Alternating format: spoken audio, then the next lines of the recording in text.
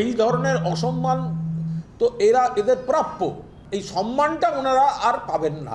ওনাদের political career finished. Mamata বন্দ্যোপাধ্যায়ের বাইরে গিয়ে যে বিশ্বাসঘাতকরা এদিক ওদিক নেচে বেড়াবার চেষ্টা করছেন, তাদের পলিটিক্যাল কেরিয়ার ফিনিশড। বাংলার মানুষ বিশ্বাসঘাতকদের সহ্য করতে পারছেন না, তৃণমূল কর্মীরা সহ্য করতে পারছেন না, এমনকি খাঁটি যারা বিজেপি কর্মী, যাদের সঙ্গে আমাদের নীতিগত লড়াই, তারাও সহ্য করতে পারছেন। ওই শিউলি সাহার বিরুদ্ধেও মানুষের ব্যাপক বিক্ষোভ আছে এলাকায়। খুবই অত্যাচার তিনি করেছেন। ন্যাচারালভাবে হয়তো সাধারণ মানুষ বিক্ষোভ দেখিয়েছেন, তাদের বিজেপির কর্মী সমর্থকরাও থাকতে পারেন। আবেগের বহিঃপ্রকাশ হয়েছে, কাউকে মিথ্যা মামলায় জেলে পাঠিয়েছেন। পুরো ঘটনাটাই কাঙ্ক্ষিত ঘটনা নয়।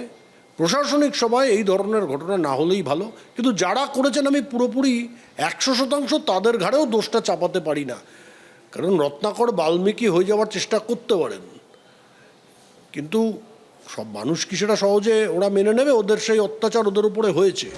এর আগে গত জুন মাসে কোলাঘাটে মুখ্যমন্ত্রী শুভেন্দু অধিকারীর সঙ্গে প্রশাসনিক বৈঠক করেছিলেন বিধায়ক ও প্রাক্তন মন্ত্রী শিউলি সাহা। সেই সময় তার মুখে শোনা গিয়েছিল শুভেন্দু অধিকারীর প্রশংসা।